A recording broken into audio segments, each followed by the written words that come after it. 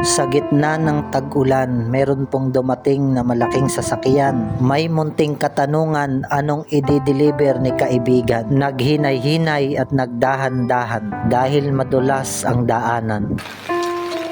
Kasi magde-deliver ngayon ng 5 kahon na balikbayan box.